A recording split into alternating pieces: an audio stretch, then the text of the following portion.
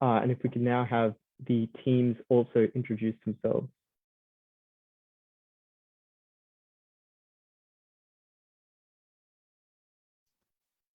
Hi, on opening government, Darren is speaking first, Rohan is speaking second, and we have no preferred pronouns, Majula Singapore.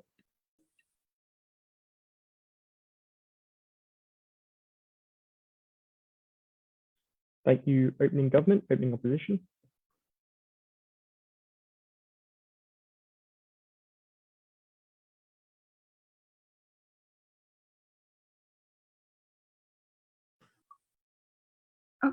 Sorry, speaking first is Kanan, she, her. Speaking second is Tota, he, him. Thank you, OO, closing government. Hello, I'm Irene. I'm speaking first. I have no preferred pronouns. Hi, I'm Toby, speaking whip, no preferred pronouns. Thank you, closing government and closing opposition. Hi, David, speaking first, the preferred gender pronouns. Hello, Micah, speaking as opwhip, no preferred gender pronouns, POIs in the chat. Excellent. Okay, thank you everyone for that. Let's get started in that case. So, the motion for this round is, this House prefers to live as a person who adopted the closed-off model. Without further ado, I would like to invite the Prime Minister to begin the debate.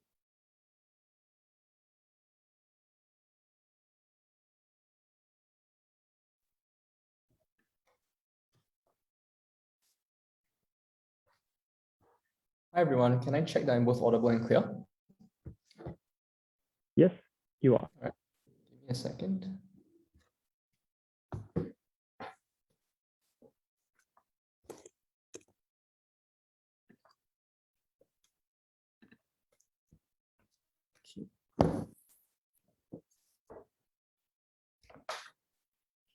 Beginning my speech in 3, 2, 1.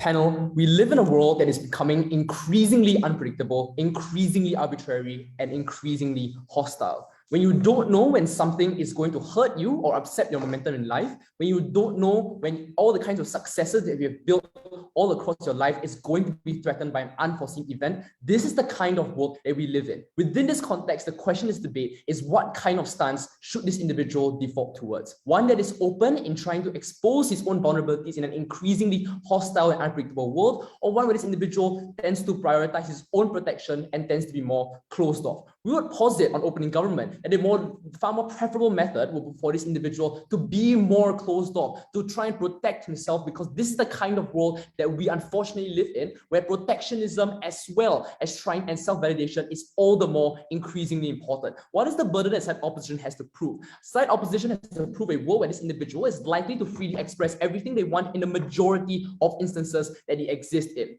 The problem under status quo is that because the world is so hostile and so unpredictable with things such as, for instance, the COVID-19 pandemic, when global warming and regional insecurity is at an all-time high, is when these individuals ought to prioritize these kinds of self-preservation. The solution that we offer, therefore, is to adopt a more closed-off model where your emotions and personal details and vulnerabilities are not given away freely. This also looks like this individual particularly discussing things in a public forum in a far more objective manner without the interference of emotion. I want to just nuance this case with a very simple sentence, right? It's not to say that this individual is unlikely to have any form of social relations. We believe this individual is still likely to continue having the kind of social relations that they have, such as, for instance, still having friends, still doing things like fostering and sustaining familial relationships, except without having to freely express everything about you. We argue to you that if these relationships were that sincere and that genuine, these individuals around you are unlikely to want to default and turn away from you just because you don't divulge a particular part of yourself. What is the comparative from status quo? We think that under status quo right now, an individual that is far more open is likely to be an individual that is going to particularly suffer from the genuinity as well as quality of relationships that this person has with other individuals, as well as hurting the way this person sees themselves. I'm going to forward the case in 3 arguments. First, how does the openness model necessarily hurt the quality of relationships by this person? And second, how does this hurt their individual psyche? And third, how they sacrifice their own personal moral agency as a result. First, how does the openness model hurt the quality of relationships? The premise to this argument is simple, that concern, especially in the most sincerest of relationships, are oftentimes grounded in a degree of awareness that individuals have with each other. The more they know about someone, the more wary they are of each other, and the more they feel that they have to give in order to sustain this relationship. The mechanism for this argument is that at the point in which you divulge information to another individual, and specifically one that is so personal to you, especially those of your closest of friends or members of your family, is when you place an incredibly high burden on these individuals to try and solve your problems. What does this look like? If I divulge everything about my personal life, such as my relationship struggles to my coach Biha, because of the pre-existing locus of relationship we share, you create an impetus for these individuals to want to go above and beyond their locus of relationship to try and solve all these things for you. Why is this true? Because at the point in which you have someone who recognizes that they are close to you and wants a relationship to pursue and sustain itself, presumably because they want the best for you, it's at the point in time now they have to take on this massive burden to try and solve and alleviate the kinds of crises that you want to divulge to this particular individual. It is at this point in time where your friends and your families will be locked out in a stasis of constantly trying to want to help you, even if they can't fully solve these problems. What this means is that the kind of quality of relationships becomes one that is merely one that is coping, right? Where they're still trying, where they know that you are facing greater issues, where they themselves know that they cannot solve, which therefore creates an incredibly hurtful and damaging relationship. Second argument, how does this hurt your individual psyche? The premise for this argument is because not all relationships are permanent. You never know when someone you may think is close to you today is going to one day leave. This was, for instance, how long distance relationships fail, how families fall apart. When you expose yourself in the openness model, is the point in time when you feel all the more insecure because this information could very well be weaponized against you in the future, even in the most close and the most sincerest kinds of relationships. This is where whatever benefit on opposition side, on catharsis, is largely mitigated for four important reasons. Number one, catharsis via the openness model is oftentimes short-lived and temporary. Two, the feelings of vulnerability and uncertainty is one that persists with you for a much longer time, nagging at the back of your head, knowing that one day you are these are the kinds of things that are likely to surface when these kinds of relationships fail. Three, you begin to become more insecure as a result because you know that independently you are no longer that bright and strong person that you want your friends to believe you are, because they are likely to view you in this manner as someone who desperately needs help. But four, you lose your self-worth at a point in time in which after the discourse you are less likely to feel that you can be a strong confidant for your friends and family members you care about, because you know that they are the same individuals who are now less likely to want to confide in you because they know that you're already facing difficulties and presumably don't want to add on to these things. We think all these reasons are necessarily why you probably lose your sense of self-worth in these relationships and therefore hurts your individual psyche, especially in the most genuine of relationships. Third argument, how do you sacrifice agency at a point where you adopt the openness model? The premise for this argument is that your relationship with others is driven by discourse and interaction. At a point where you adopt a stance of openness and expose your vulnerabilities is when you invite things like external opinions into your life that may or may not be good for you, right? Regardless of whether these opinions are generally good for you. When you have these things, is when at that point in time in which your morality is going to be hurt, because we argue to you that your morality is the highest court of appeal within yourself, because the only thing that imbues you with existence and when you know you are alive and have agency is because you have the assurance that you are in control of your own morality, that dictates your actions. Before I continue, I take a POI from closing, if you have any.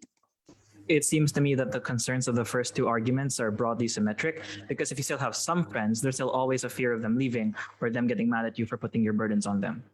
Correct. So this fear is probably going to be expounded at the point in time in which now your friends have a greater burden to want to solve your problems that they themselves can't solve, because now the relationship hinges upon these things. Even if that's not what you explicitly request, it's a burden that they themselves undertake because they see themselves as friends to you. Therefore, we think this relationship becomes all the more strained because they're always trying to help you when they can't. We argue to you at a point in time where you expose your vulnerabilities and adopt the openness model is the point in time when you invite things like differing opinions back into your life. This was like an individual going through a crisis in their relationship, going to different people around them, asking them for opinions, and whose opinions may either be in line or far different from what this person believes in. Regardless, you make it more apparent that your perspective and morality on a particular issue becomes that much more diversified. The impact of this at a point in time which you are less likely to have control over your independent agency over arriving at your own conclusion. This is true for two reasons. One, you are exposed to a far more diverse set of viewpoints that may heavily influence your own personal struggle that you're going through. And second, because of the pre-existing locus of relationships, you're likely to want to adhere to the kinds of opinions that are fed to you. It's at this point in time which you lose any sense of agency over the same morality that you yourself can call your own being. It is at this point in time in which you have own self, you're beholden to these kinds of opinions, and you lose any sort of semblance of agency on your part. For all these reasons, we cannot be proud to stand on a side that actually prioritizes your own well-being. Go side, opening government. Thank you to the Prime Minister for that speech. I'd now like to invite the Leader of the Opposition.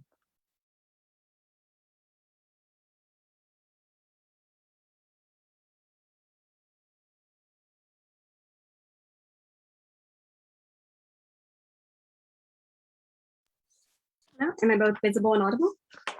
Yes, you are. Okay, thank you. So I'll take POIs in the chat. I'll take one from closing government, but if it's 5 minutes, 45 seconds, and I haven't noticed the chat, in that case, feel free to vocalize your POI. Okay.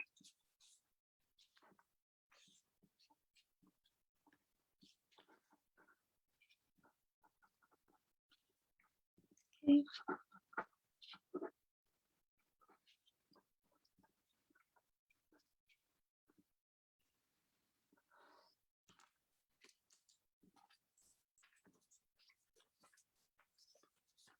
So starting my speech in 3, 2, 1.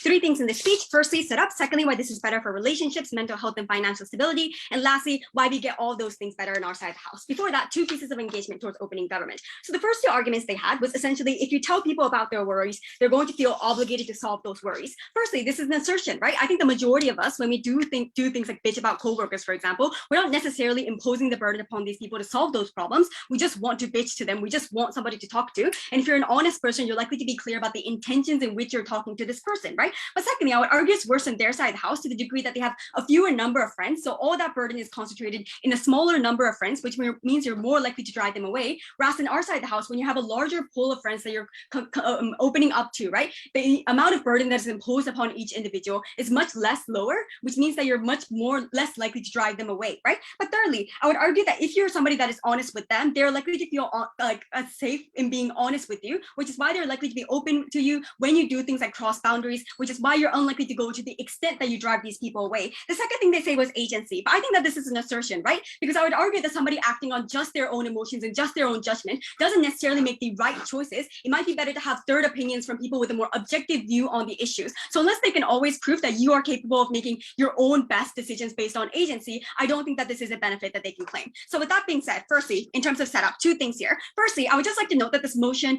assumes a person who is like an average person, right? So the government side later on cannot talk about things like this is talking about it assumes they living an average life. Second, support. So what we support is a model of openness, being expressive and honest about the emotions and thoughts that you have, opening up to people, having intimate and close conversations with them. Whereas what they have to support is repressing yourself and your true intentions, constantly being reserved and having a closed out professional way of dealing with other people. So with that being said, firstly, why is this worse for relationships, mental health, and financial stability, right? So I would argue that being closed off, all of it means that you're extremely close, you're extremely cautious and calculating in the way that you interact with people. Firstly, I would argue that this is bad for mental health on 2 levels, right? Firstly, because you have to constantly be conscious and calculating, right? You always have to think, how much personal information can I leave up to this person? You always have to be distrustful of them. You always have to hold yourself back and be hesitant of opening up to yourself, to doing things like talking about personal struggles and personal things that you're worrying about, even if you do want to say them, which means that you're always never feeling at home. You always feel like you're on your toes when you're engaging with other people. But secondly, you can never say what you truly feel, right? For example, if a coworker or family member does something that makes you angry or sad, you're never able to tell them how you feel, so they never change their actions, and you have all this suppressed emotion and anger and angst within you that you're never able to actually let out on other people because you're a closed individual and you cannot open up to them, right? But secondly, I would argue that it's also worse for relationships on 3 levels, right? Firstly, I think that other people are likely to be distrustful of you, right? To the degree that when they talk to you, they can't read your emotions. You're always like emotionless. You're not ever explicit or clear and honest about how you feel to them. They're likely to feel emotionally disconnected from you. You constantly have to be anxious about whether they're boring you, whether they're actually troubling you, because they can't read your emotions, which means they're unlikely to do things like open up to you, invite you to parties, etc., right? But secondly, I would like to argue that they're likely to find you as boring, because to the degree that you don't reveal details about your own personal life and the things that shape your values and strong opinions that you have, the people can't find out whether they have common interests or whether they share same values with you, which means that you're unable to find people who, for example, you want to spend the rest of your life with, who share things like values and hobbies with you. But thirdly, I would argue that you're likely to send out the wrong message by acting constantly professional, right? Because it means that people are likely to interpret, if you tell like somebody a story personality, and they're constantly, looking uninterested, or they constantly repress their emotions, right? You constantly have to worry about the fact, is this person not interested in having a relationship with me? Or they're likely to see you as bitchy and cold to the degree that you don't enthusiastically react to them, or are not open about how you feel and react to them, right? So you're likely to scare people away to the degree that they don't think that you're interested in them. What are the conclusions of this? It's threefold, right? First, you're likely to have worse mental health because you constantly have bubbled up emotions. You have things like you're constantly nervous and on your toes when you interact with other people. You can always have to repress these emotions, and you're never ever able to let them out. And to that degree, you always feel like you're never at home. You always feel isolated and angry, and you're never able to find an outlet for that. Secondly, you have worse relationships, right? To the degree that you hire the bar of entry into your life so high that nobody can, to the degree that people are unwilling to invite you to parties, unwilling to network, or actually able to find common interests with you, that's when they're unlikely to form relationships with you. And I would argue that this is the most important impact in the debate, right? Because when people go through things like traumatic instances, things like losing a parent, things like falling in depression, as the majority of us will in one point in our lives, you're unlikely to have that safety net that actually provides you with comfort and actually provides you with some sort of support to get through those most traumatic instances in your life. You lose that on their side of the house, right? But thirdly, I would argue that it's even worse for your financial future to the degree that you have less trust among clients. You're not invited to things like networking events. Clients and coworkers are less likely to let you in on insider information, or just your boss just finds you as a shady or like unclear or untransparent person, right? You're less likely to get things like promotions and career opportunities in the long run, which means you're not able to afford things like potential medical fees that you might be able to need in order to support your family in the long run. You might not be able to save your mother in the long run because you're not able to afford things like medical bills, etc. Right? So in all terms of life, your life is much worse on their side of the house. I'll take a POI from CG now. Clearly, the average person doesn't confide their deepest traumas to a random coworker. On either side, those are limited to expressions in close relationships. But even then, why do those coworkers react positively when you rant to them in this way? Okay, I'm going to do that right now. So why is it better on our side of the house? Firstly, in terms of mental health, two things there. Firstly, I would argue that when you're more open to people, to the degree that you don't repress your emotions anymore, and you say what you feel, for example, you bitch about your coworker and you bitch about your you talk about traumatic expense to your coworkers, right? And I would argue that this is likely to incite a positive reaction for the reason that when you talk about sensitive topics such as like dying or your parents dying, right? Obviously, these are sensitive topics that people understand to be sensitive, and they're likely to be sympathetic, which is why you're likely to be able to provide it with the thing of like relief and clarity and liberation once you put those emotions into words, and people are likely to actually listen out to you, right? But secondly, I would argue that the fact that you're honest, right? The fact that you say the fact that your coworkers' actions make you angry and sadness actually makes sure that these things are better off, right? Because they finally know that they're like actually angry. They finally know that you're actually sad, which is why they have some incentive to change their actions to the degree that they have to, for example, work with you 5 years into the future. Still have to workplace with you, right? Some incentive to cooperate with you, but at work in our side of the house, at least you're able to let those emotions go. Whereas in their side of the house, the bitchy coworker continues to be bitchy, but you can't even say how you feel about them, right? Secondly, it's also good to relationships, right? Firstly, because you're more transparent, open with what you feel, right? So people don't constantly have to be guessing your thoughts. People don't constantly have to be anxious about how you're really feeling, which is why they're likely to feel more safe and open with you. Secondly, they're more likely to find you interesting, right? To the degree that you're willing to spread things like gossip and personal information about your life, you're likely to be able to draw and find people who share beliefs and core identities with you, right? But thirdly, people are likely to feel accepted to the degree that you're able to do things like huge reactions. You're likely to share gossip. They're likely to feel trusted and feel special, right? Which is when they're more willing to interact with you, which means in the long term, we have more friends, we have more networking, we have things like more relationships, which is better on you in all forms of life. And for those reasons, we are happy to oppose. Thank you to the Leader of the Opposition for that speech. I'd now like to invite the Deputy Prime Minister.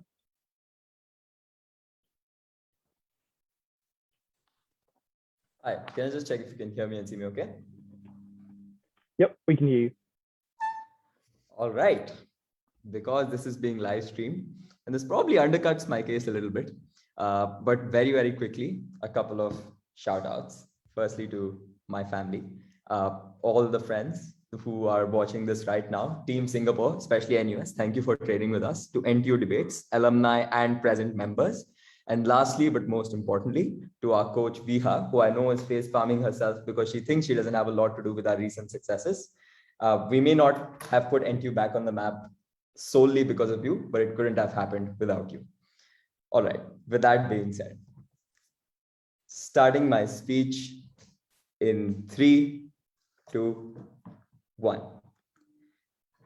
Panel, let's remember very clearly what the clear comparative in this debate is, because on their side of the house, they need to defend a model of clear openness. This means always being emotionally vulnerable to individuals and always opening up about your personal details and of itself. This is unlikely to include things like gossip about other people, or is unlikely to create trust in individuals because of the setup that we do in Prime Minister that goes completely unresponded to. The first thing that we tell you is people are becoming increasingly more selfish in an increasingly hostile world. And there are two reasons for this. First, because it's evolutionary and primal instinct to be able to get ahead of others all the time, right? It's basic Darwinian theory that you want to be able to survive. You want to have survival of the fittest in and of itself, which means human greed exists insofar as you want to be able to get ahead of others for a majority of times and of themselves. But secondly, we consider ourselves as inherently being superior beings than other things or than other individuals, such as like animals and nature and of itself, which is why we're able to exploit them. Note that the spectrum also exists in the human race as well. Insofar as you know that someone is more emotionally vulnerable than you and is therefore facing a lot of problems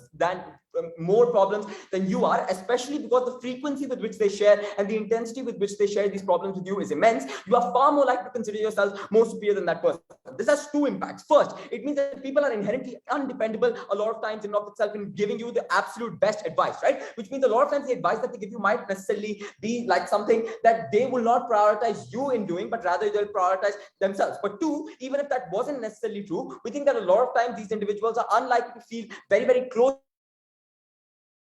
all the time, which is what the motion asks them to defend. Why then is the closed off model good? Something that we told you, which we received no response to. The real comparative in this debate that we need to establish is that in the closed off model, you allow yourself to have discourse in your head when you're trying to make a decision in and of itself, right? You in a situation where you're likely to prioritize yourself over another individual, such as what will happen when you actually interact with other people, right? But secondly, it allows you to carve out your own roadmaps towards being able to deal with issues in and of itself. Even if you go to therapy or a large amount of self-help books that you read, never directly give you advice on things that you should be able to do, but rather they treat you how to deal with your emotions insofar as you are able to make the right decision yourself in terms of the moral decisions that you make on a daily basis, right? Insofar as that is true, the closed off model necessarily enables you to be able to try and make sure that you're trying to carve out this roadmap for yourself, right? What does this necessarily look like? Presumably, if you are in an issue where, for example, you need to deal with grief, or you need to make the decision of whether or not you're loaning money to someone, or whether or not you want to stop or start smoking, for example,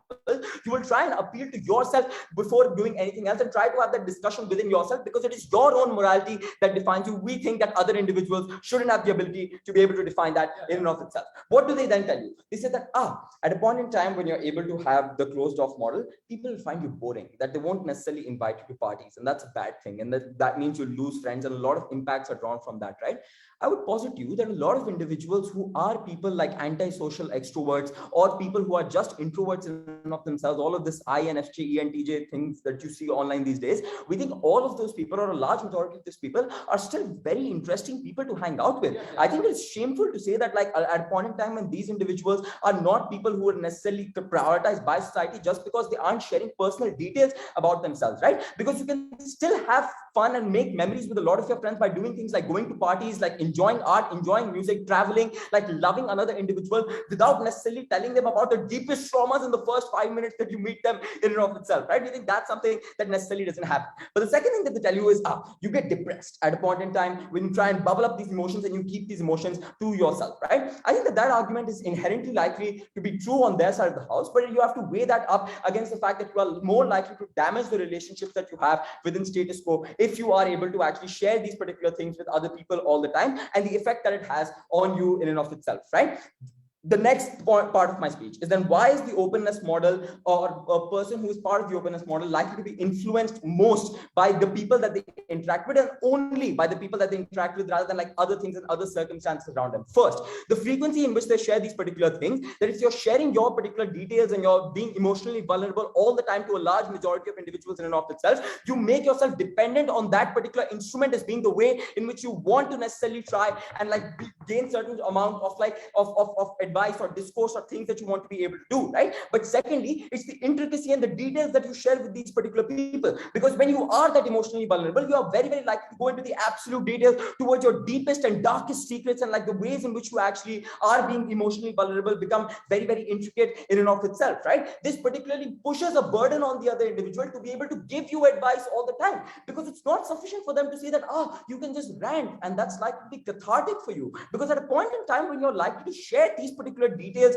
and you're likely to share these particular experiences, especially when it's at a very nascent stage within the relationship in and of itself, because note that the info slide says that this happens even for relationships who are acquaintances and not necessarily just friends. We think it's at that point in time when people either feel burdened to tell you or to help you or to give you advice, because you morally ought to treat people as a society who are in a vulnerable situation in a better manner. Or secondly, and more importantly, we think a lot of times, even if these people don't want to help you, they think that they want to help you, which places an unnecessary burden on themselves. This is what damages your relationship more than anything else within status quo in and of itself. The next thing that we tell you is a principled argument, but before I talk about that, let's take a few from closing.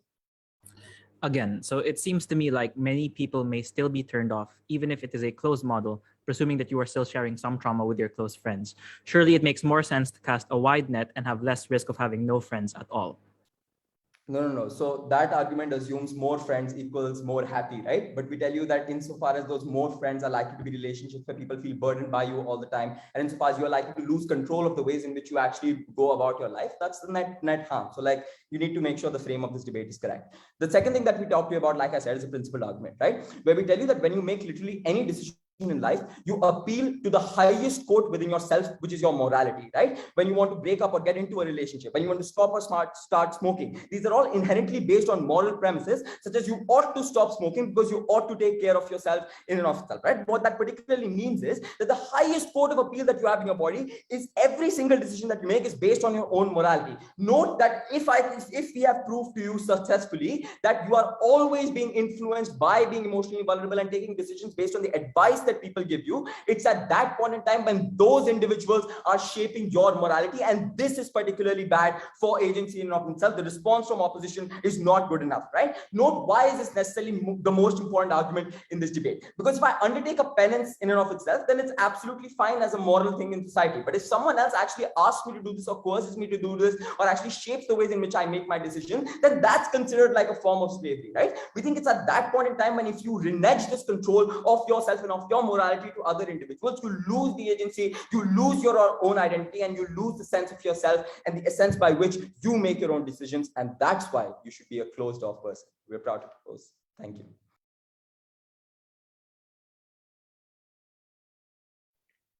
Thank you to the Deputy Prime Minister for that speech. I would now like to invite the Deputy Leader of the Opposition.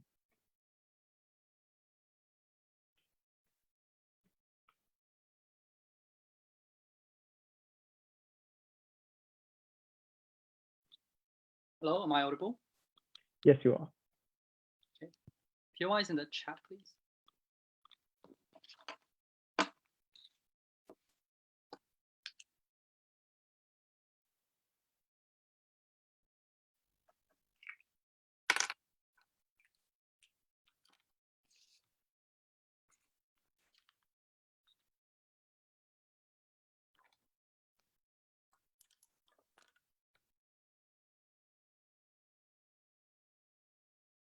I'm going to start my speech in 3, 2. At the start of this speech, I want to introduce two Japanese concepts in this debate. Number one is honne. This is what I truly feel inside of myself. Under their world, your honne will be never known to others, and you don't know about other people's honne.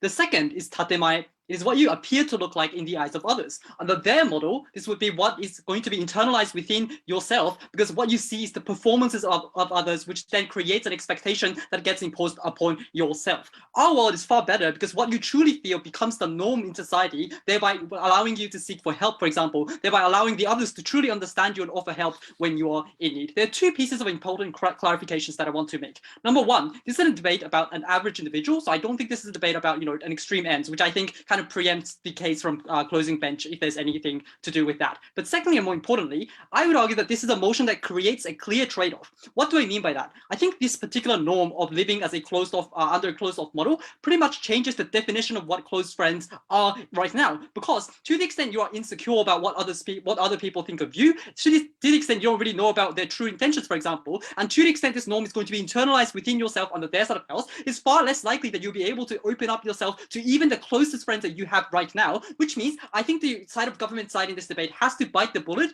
and say, that they're willing to, for example, not give up any information to other people, even if they're the closest friends under their side of the house, which is exactly what it looks like in Japan right now. The central question in this debate is, does this make an individual happier?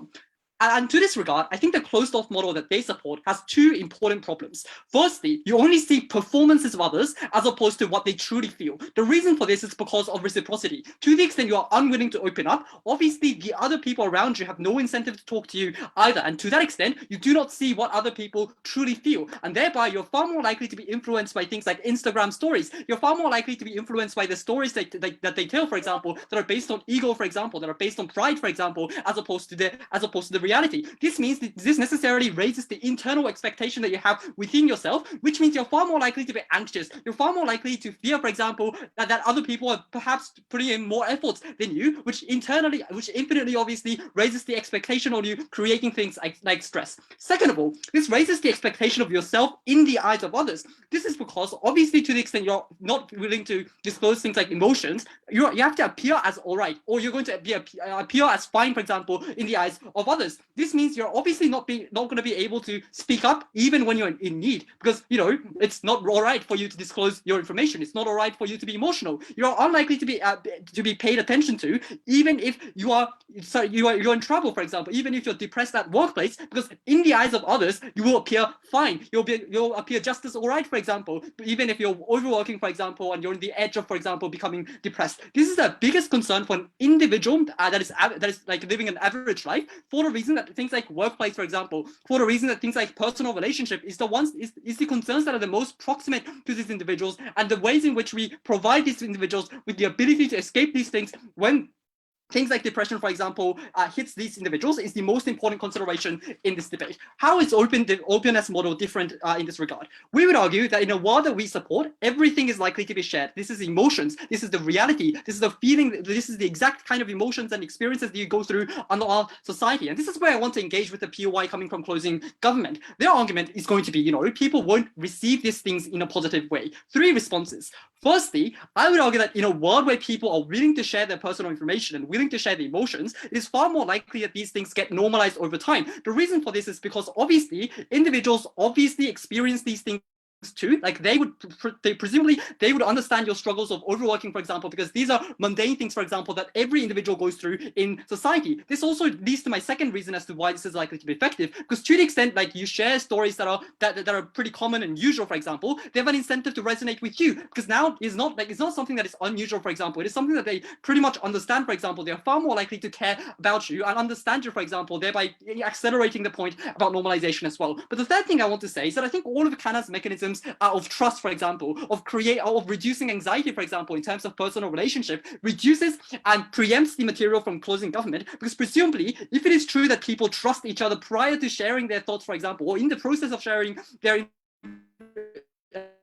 experiences, presumably the reaction is also going to be positive to the extent this particular individual. What does this mean? This means you're far more likely to find comfort, for example, because you know that other people are struggling from workplace, for example, to the same degree as you are struggling in the status quo. You're far more likely to share your thoughts, for example. You're far more likely to be able to access help. Additionally, you're far more likely that others will notice you when you're in need, for example, because you're far more likely to be open about your like small emotions, for example, that you experience in the workplace. Especially this is important when norms, for example, that surround our society tends to be absolutist, for example, that you have to work like well, for example, that is the work ethic, for example, that is predominant in our society. And that's why I think this is particularly important, that we offer individuals to kind of adjust this norm in line with what reality looks like, allowing them to live a better life. And I think that beats opening government in this debate. But before I move on to further engagements, I'd like to take a point from CG. Your responses miss the motion. You can't dictate what everyone else in the society does when you are open. You can only dictate your own personality. So you can't assume they'll be willing and open in the same way you are. So yeah, I agree with you, but I think presumably there are some people who practice closed-off model. There are also some people who practice the openness model, and we allow this individual to access the openness model, which you would otherwise not be given access to for the reasons that I gave in my speech. Let's engage with opening government. Firstly, external opinions and agency. Two responses. Firstly, this is uncomparative for the reason that they provide no reason as to why individual choice is not skewed. In fact, for all of the reasons that I've given to you prior to this particular material, they are likely to be biased, and therefore I think they're far less choice on their side of the house. Secondly, I would argue that individual agency is at best not mutually exclusive for the reason that the discourse in the head, for example, that VPM talks about exists on the other side of the house. The difference is we have greater access to information, for example, because third party is willing to care about you and willing to pay attention to you. We increase agency on the other side of the house. Secondly, weaponization of information. Number one, it's unclear what this looks like in the first instance. Like to the extent there's increased cancel culture, for example, I would argue that corporations won't be able to abuse this in the first instance, but I would argue also at the same time, to an average individual, this is probably a minute consideration to the extent they're not going to become a politician, for example, under their side of the house. But secondly, I would argue that openness, for example, I think is not the tantamount to irrational dissemination of information. That is to say, obviously, to the extent you're participating in political discourse, like I think it's fair to say that you won't be emotional, because the motion doesn't say you have to share everything. It says you are willing to share your personal information. And I think to that extent, to the extent individuals are by and large reasonable about how they treat their information, they are unlikely to be as irrational as OG wants them to be. And that is why I think we win this debate, because we protect the most proximate interests of these individuals. That is to say, prevention of depression, for example, allowing people to live a happy life. And that is the most important consideration in this debate. We win. Thank you to the Deputy Leader of the Opposition for that speech. I would now like to invite the government member to begin the back half of this debate. Hi. Okay. I've been like kind of choppy with the other speakers a little bit. So if something goes wrong, just let me know, or you can message Toby as well, and he'll let me know. I prefer POIs in the chat. Thank you. Oh, and my one shout out is to my dad because it's his birthday. Happy birthday. All right.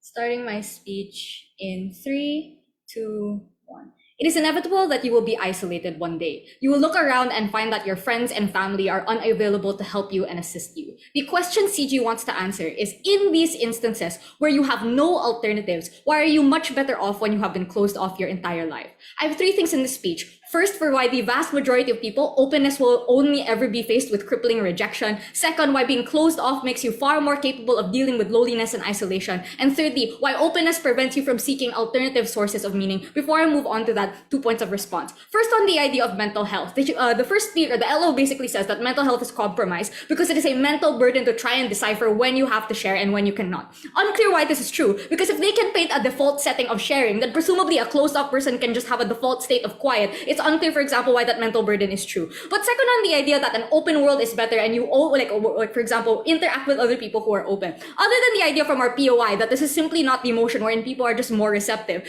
I would first actually suggest that more people are closed off. If you believe that people are somewhat selfish, there exists game theory at play. In a competitive environment where people want to reveal less information about themselves in order for able to get a leg up, this already assumes that a lot of people are probably closed off to an extent, and probably not, for example, the open people that opening opposition tries to paint the majority to be. First argument, for the vast majority of people, why openness will only ever be faced with crippling rejection.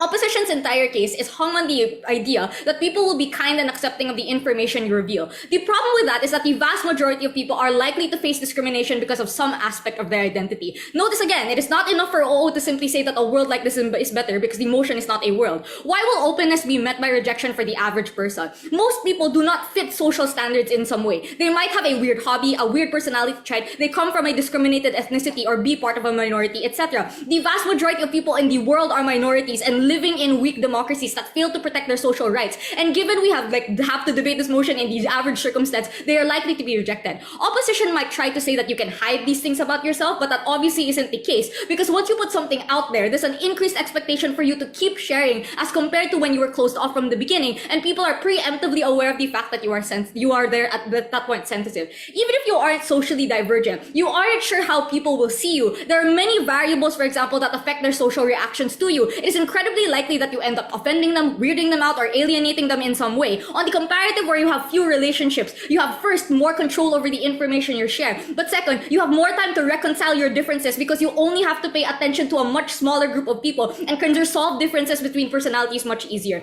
This analysis and this argument in general is prior to anything that comes from the top half, because regardless of the quality of the relationships, you won't be able to form relationships to begin with. I want to point out this is not just building, but directly questioning the basis of the mechanism that comes from OO and responding to it as well. Everything on opposition is speculative. Just because you are open does not mean you are likable. Second argument, why being closed off makes you far more capable of dealing with loneliness and isolation. Loneliness is an inevitable part of a person's life, and often places people in the saddest and most damaging times in their lives. This argument specifically proves why being closed off naturally prepares people for these times such that the worst does not occur.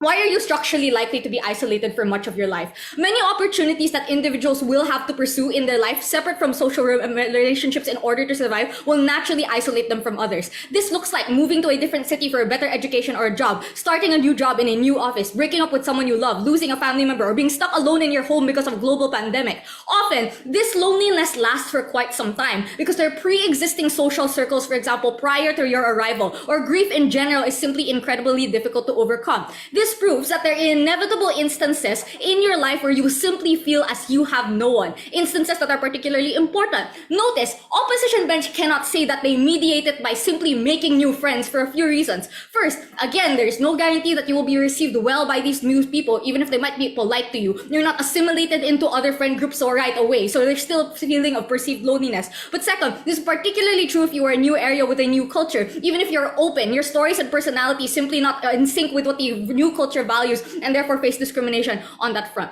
Why does being closed off better prepare you for that inevitable situation? Always seems to think that you just place a person who was average and then make them close off. This is a person who was always closed off. And the question then becomes, what is the process of finding emotional fulfillment in a closed off model wherein you do not share the level of intimacy with other people? We would suggest that in this model is where you are conditioned into being satisfied with self-reflection, being satisfied with having to deal with emotional strife by yourself. Because again, you don't share personal details very often, or to a very limited number of people that you don't always have access to.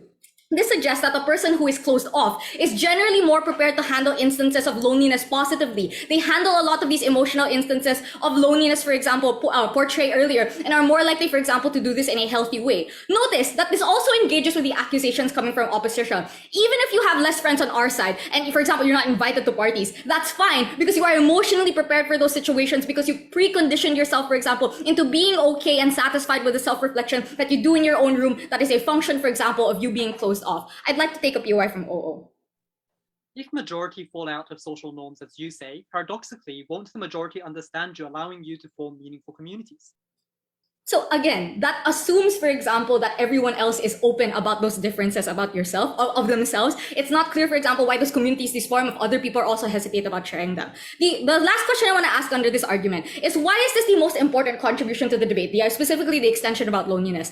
We would suggest that instances of loneliness is when people are comparatively at their most vulnerable. This is when people are most open to personally destructive things like substance abuse, self-harm, among others. This protects people from entering that level of despair, even if they have to deal with being isolated on either side of debate. It is where you are most prepared on sides closing government. Lastly, why openness prevents you from seeking alternative sources of meaning. Regardless of what utilitarian advantages opposition might argue, it's stemming from openness. We will prove that exposing yourself to the world limits your ability to find sustainable sources of happiness, like focusing on your own improvement and finding your own joy in life. How does this openness limit your ability to seek happiness outside of your social relationships? The act of pursuing many social relationships in of itself takes time, but further, when you share a lot of that personal information, there's an expectation of commitment to that relationships, which means the cost of maintaining it continuously increases. For example, people invite you to parties that you cannot turn down. People call you late at night even though you honestly can't be bothered to deal with them. This is an immense pressure on you to maintain those relationships because once you put yourself out there, there's no guaranteeing that people will cut you off or will keep your information confidential. More than just harm of people gossiping about you, this also means that you have direct leverage over you and are able to demand to put your relationship above all else. You are put on a hedonic treadmill by opening up yourself up to more comparisons as well. Even if Gov's best case, for example, where all your relationships are somehow perfect and not shallow, the problem is that once you put your hopes and dreams out there are more crushing criticisms you open yourself up to. You're more aware of all your flaws and the fact that you will never be enough. Closing government takes this debate. Thanks. Thank you to the member for government for that speech. I'd now like to invite the member for opposition. Hi, can I be heard? Yes, you can. Great, I'll take POIs in chat.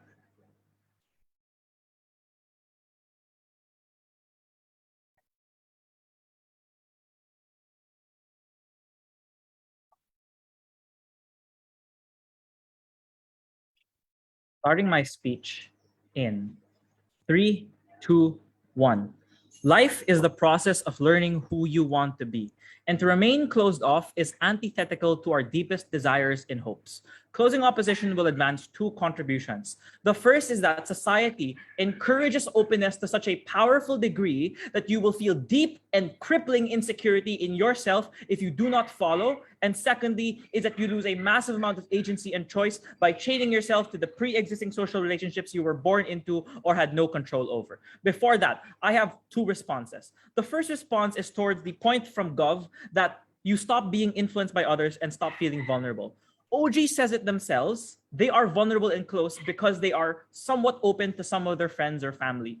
They will still have some few people that they are close to, their friends and their family members, as they say in OG, which means that many of the harms of feeling obliged are still there, and you will still be influenced by the thoughts of those in your inner circle, which means that their harms are at minimum symmetric, but they actually worsen it because if one of these people betray you, you don't have a safety net of other friends to fall back on. Moreover, we reduce the actual feeling of vulnerability since you remove the power a particular piece of information has over you, which is a form of self-defense and reclamation. This is why this is a non-issue when it comes to closing opposition's paradigm. Secondly, CG then says eventually you will have no alternatives. The first point I want to bring up here is that presumably if you are a minority so people dislike you, it's not clear how you can stop this. Many features of being a minority, such as being black or being a particular gender, may still be intractable and hard to hide. Moreover, if most people are minorities, this is where you're most likely to get support, since people can share in the experience of being a minority, which is why the game theoretic advantage actually proves that it is advantageous to share your identity because you can guarantee that other people will empathize and resonate with your experiences of being a minority. Finally, they say, well, you get to deal with loneliness more, which I think is a smart response because if it's true, top half is kind of out of the debate because then they just say, well, even if you are lonely, you're fine with being lonely. So what we will do with this first argument is illustrate why society so persuasively and persistently coerces you to become open that you will feel a deep insecurity even if you choose to be closed. Okay, this argument also asks what people value, which is why when there's a lot of material in the debate thrown about relationships, mental health, the question that we should be asking is what people themselves find most important in their own lives. So why does society coerce you to be open? We have four independent reasons. First, social media creates strong emphasis on expressing yourself for the very reason that you see more of other people's lives and you feel excluded if you don't participate. Secondly, commercial capitalism creates incentives for individualism and the participation of showing off who you are in order to sell more products.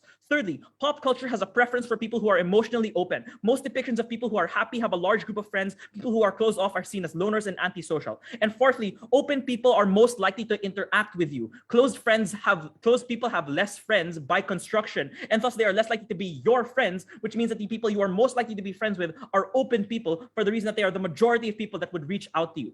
CG's only constructive point is that game theory is there. And aside from the fact that we've already responded to it, as we've proven, the other parts of society heavily punish you for not being open, which is why for the reason that it is advantageous, people are more likely to be open. So we totally flip their point.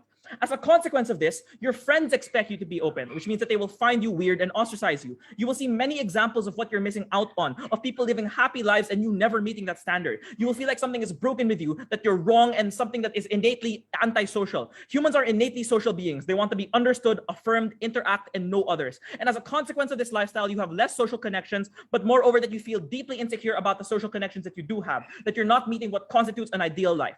Weighing wise, why should we care? The first problem is that the crippling rejection that closing government identifies is far more likely to happen in a world where you have substantially less of an ability to control your social relationships, but beyond that have less of a safety net available to you. Secondly, moreover, it is that you are likely to feel internally unhappy persistently because you feel like you are not meeting what is constitutive of an ideal life. Weighing wise is the most important impact, since as an individual, you are very likely to be cripplingly unhappy because this unhappiness is the greatest unhappiness of all. All other achievements or happinesses are predicated upon them being affirmed as important, the lack of which is crippling. The deep insecurity which causes you to judge yourself and feel like you're not enough, even if you're actually doing well. well. Not only are these harms innately debilitating, they cripple they act as other impediments to other things that make you happy. You have less friends to spend time with, enjoy other hobbies with. You have less ways to even know what other things you may enjoy, which means that broadly, agency is locked off, you are less happy. I'll take a BY from CG now.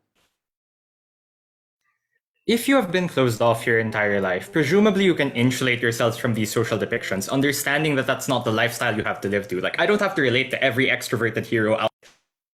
How? Literally, why? You live in a media constructed by an open society. The people you talk to in school, your co-workers, your freaking family members. These are the billboards that you cross down the street. These are the things that you witness. You cannot escape an open society. An open society will find you. So, no, you can't insulate yourself. They have the burden of proof. They didn't meet it in number of government. And as we have already illustrated in 4 separate ways, you cannot ever do that. Opening government. So people who aren't on social media can never be happy? Yes, for the 3 other reasons we gave you. Secondly, instability and agency. Your initial beliefs and personality that Gov wants to restrict may not grant you happiness. Gov presumes that you start from the position that makes you happy, that once you're closed off already, you are happy with the beliefs you have. The problem is that your personality may often be influenced by external factors more than your own, and as an individual, you're unsure whether or not you will be happy. In many cases, the imposition of personality and habits when you are closed from your parents and from innate social structures can leave you deeply dissatisfied, like children of tiger parents finally discovering what they like to do and not what their family likes to do. The best way to ascertain if you are living the life you want to live is if you're open to interactions, if you're emotionally vulnerable and you're willing to express yourself. Aside from the fact that we've identified being able to learn what other people like and being able to learn what other people want to do with their lives is necessitates the precondition of being open to them in the first place, to have that reciprocity. We also think that pursuing relationships in the first place is the process of pursuing relationships is in and of itself innately valuable. Comparatively, CG brings up a harm that they have leverage over you. One, actually, they have less leverage over you since they're not your only friends, but moreover, they presume that you can't do things you enjoy with your friends. Surely you would enjoy wakeboarding more or learning to debate more if you did it with friends. Not only does this act as a social safety net, it also acts as a guarantor that you have someone that experience these things with you and be genuinely happy with you. Moreover, these things are important because people may make assumptions about you on either side, but you get to be able to correct these presumptions about you because you're able to humanize yourself to many of these people by telling them that you have actual lived struggles and experiences. They presume that just because you have a family member and you only talk to them doesn't mean that the neighbors down the street will still think of you badly and will still choose to alienate you. Finally, the process of discourse itself will happen anyway, but the process of continuously gaslighting yourself, second-guessing yourself is a painful process on Gov. It is an op where we can cope with different ideas, learn to deal with vulnerability, and become actually happy with your life by learning affirmation, by being able to experience true relationships with other individuals, and by being happy. At the end of this speech, it is quite clear. Openness is the way to go. Negate. Thank you, opposition member, for that speech. I invite Government Whip.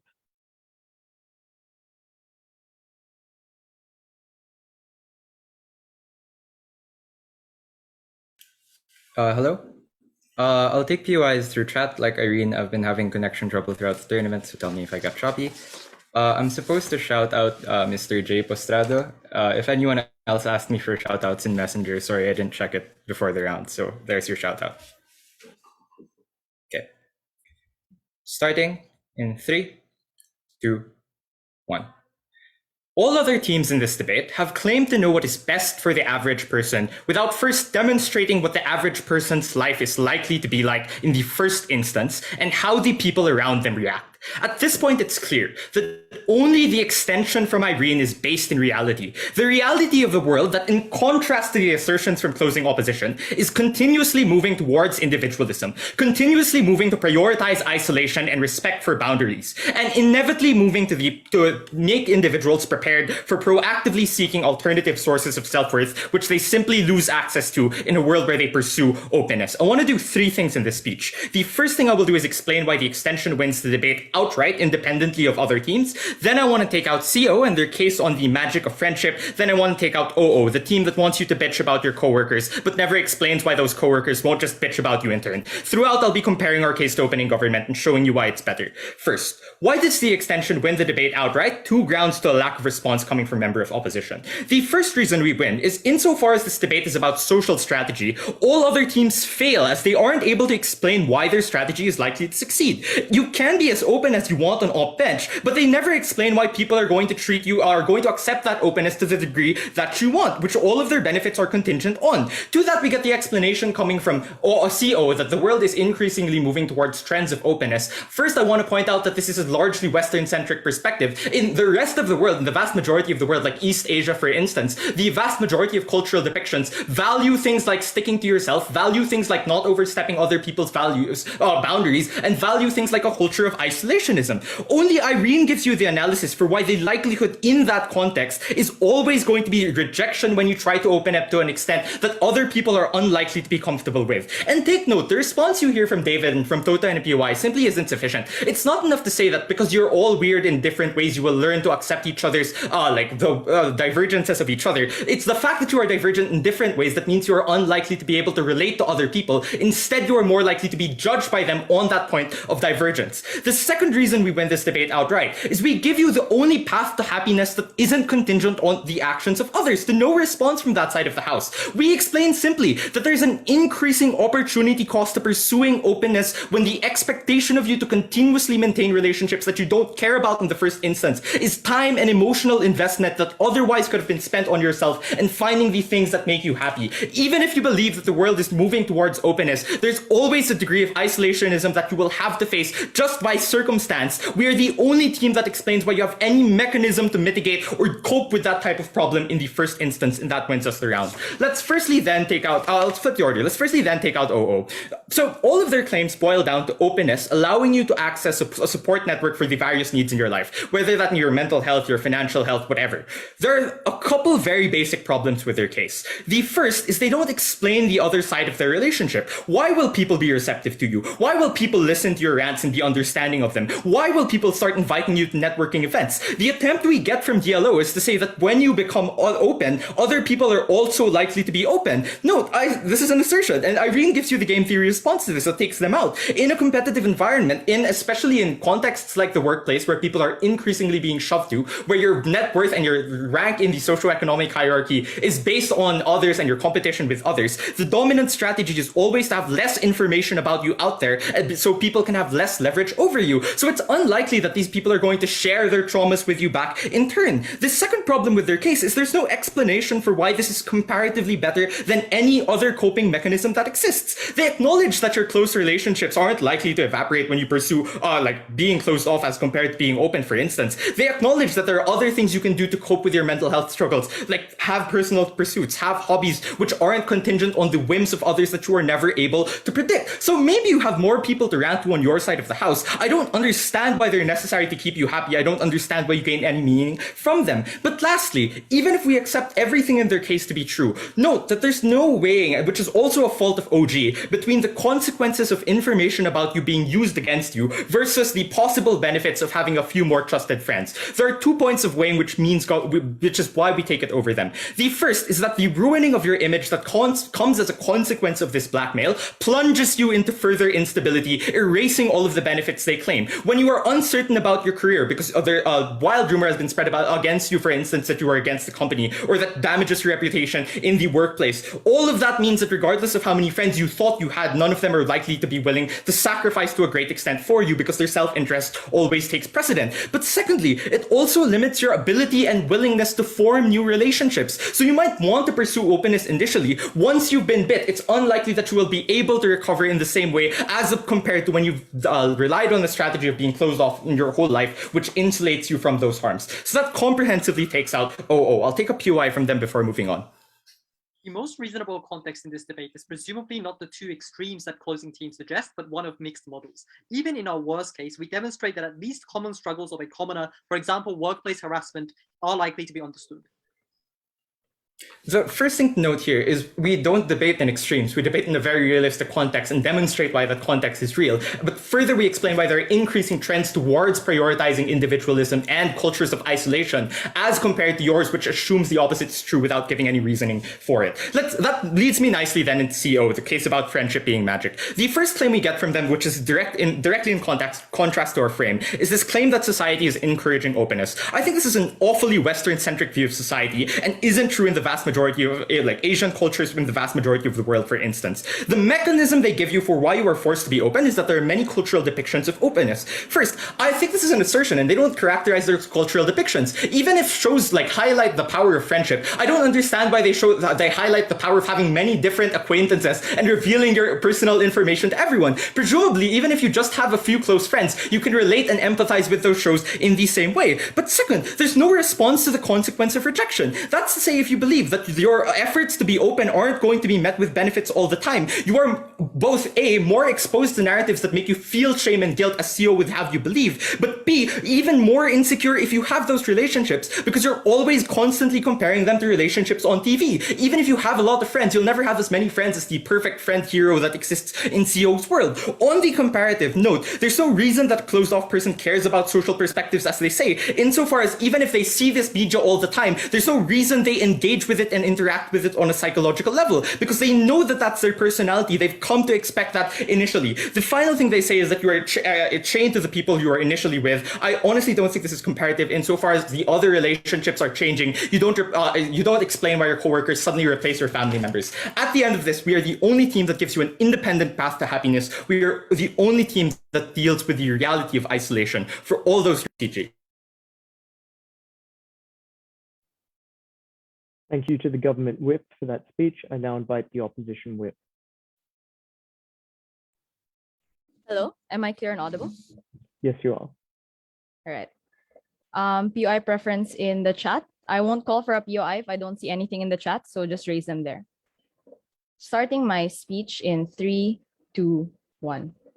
What is the win condition for this debate? Because this debate is not about reforming society, but rather requires an analysis on the trend society is likely to follow and whether the closed-off model will be beneficial to adopt on government bench. But regardless of context, only closing opposition explains why there are inherent consequences of a closed-off model that is linked to dissatisfaction, and only closing opposition explains why your current beliefs and personality and friends are more likely not to be good for you, and it is only the process of an open model that grants you agency, which is a prerequisite to determine what makes you happy and a prerequisite to determine whether or not your future choices are agentic as well. Let's take out closing government because I think they're just really weird. Let's break the deadlock first. Will people be bad against your minority beliefs? Because closing government said we're moving towards an isolationist world. Why? Your literal existence is pegged on other people respecting you because we operate on shared resources. They say this is a Western-centric like frame. Even if it's true, the West is gaining increasing influence on the rest of the world, and that's why the trend society is likely to take is a metric in the debate that they already ignored. Moreover, we give you intrinsic factors such as capitalism and the people you're most likely to meet that will also force you to be open. They just respond to one thing and pretend David did not speak for the other 6 minutes of his speech. If other people expect to be understood themselves, then they won't double down against you because they might receive the same backlash they express, and that's why we also prevent the worst forms of discrimination if you adopt an open model.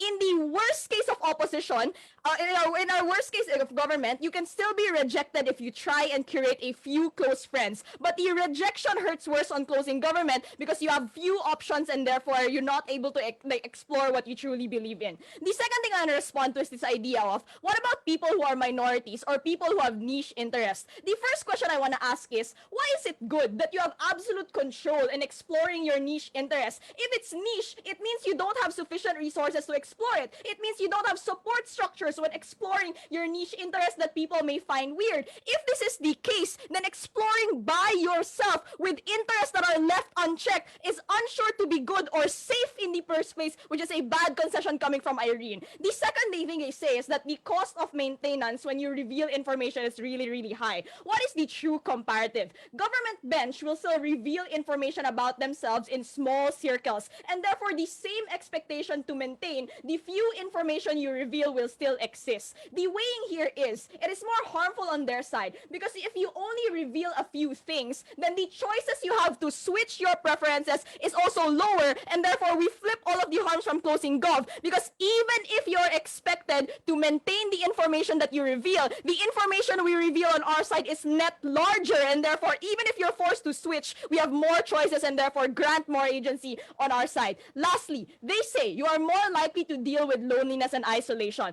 Let's analyze this. When you're lonely, when you're in your worst times, when you say that you're not in your usual self, coming from Irene, why should we leave you alone in the times when you're not even rational? They assume that when you are left alone, you can somehow find a solution. This is impossible because you don't have information from other people on how to cope best, and therefore you don't know the best way to cope, except for the likely wrong ideas you have because it hasn't been corrected or checked. If you weren't comfortable with sharing weird interests when you were not lonely, you're more likely to be the most radical when you are lonely because the level of closeness is heightened in these worst times. So when they said they wanted to prevent despair, they literally did not mechanize how. When you're more close in your most lonely times, this is where no one can access you, or anyone who knocks will be shunned out. We said that if you were open from the onset, in times of desperation, at least the barriers to preventing you from the worst forms of self-harm is lower on opposition bench. We flip all of the harms from closing government, and therefore they just lose this debate. Let's take on opening of government and whole government bench. The first thing they say is on the quality of social relationships. They say the relationships you have will be a problem-solving relationship because of information and emotional sharing. This happens either way because other people predominantly adopt the openness model, and your friends and family, if they really care about you, presumably care about your problems and well-being in government's best case. The reason why this is harmful is because if people still want to solve your problems, they do this with wrong or imposed assumptions. What is the harm? You're forced to receive that harm because the extent of correction you can make is limited because you can't share your most fundamental beliefs. This is the slavery that they were so against because people will perceive that they have legitimacy to impose decisions on you because you seem passive. This is the tipping point that wins closing opposition, the imposition issue, because OO just proves that there's a possibility of imposition but doesn't prove why other people will feel justified in imposing their beliefs and decisions on you. This response also assumes government's best case, unlike OO, which was too not very comparative and not generous in the debate. Second, about agency. The first thing I want to talk about is they say your relationships are driven by discourse and people will criticize you. People will criticize you either way, especially in the context of society where we're in the crossroads of politics and people will force you to choose a stance. What is the change in closing opposition then? In our worst case, even if you are in the minority of a stance or in the minority of an issue, if you present yourself as open and people perceive you to be open, people are less likely going to be hostile against you because they know that you have the capacity to be persuaded and the capacity to engage in discussion compared to on their side where that assumption does not exist. I'll take up your wire from OG. Happiness in social dynamics is obtained as a result of experiences rather than the strength of your relationship. If those experiences are marred by you stepping out of your boundaries, then why is that happiness still valuable or possible? Because on your side, it's unclear whether or not your initial beliefs and personality will grant you happiness. The only way you can affirm that is even if in our worst case, where you experience emotional vulnerability and sadness, this is the process of openness that lets you affirm and confirm whether or not your initial beliefs and the things that you care about are truly things that make you happy. Why do we beat everyone in the debate using David's extension? First, society has favored openness and thus has created support systems for people who are open. So in our worst case, where we force people to be open all the time, society has already prepared you for it, and therefore the harm is not as grave as the government bench misreps it to be. Secondly, society will make you feel deeply insecure, and this is the weighing, right? Our extension is winner, because even if a person in the abstract likes being close, they won't be liking this feeling when you are missing out and people bully you and dislike you and have the legitimacy to impose decisions upon you. Thirdly, you need agency in order to escape from the terrible habits and personality traits that you were born into. Joseph, you're unmuted. Our extension is the largest in scale since it affects everyone in society and their ability to break away from precedents. This is the prerequisite for you to understand happiness and to make future agentic choices. This is my first ABP, but there were years of hard work that I put into this. Very proud to oppose. Thank you to the opposition whip for that speech. Thank you to all speakers for that debate.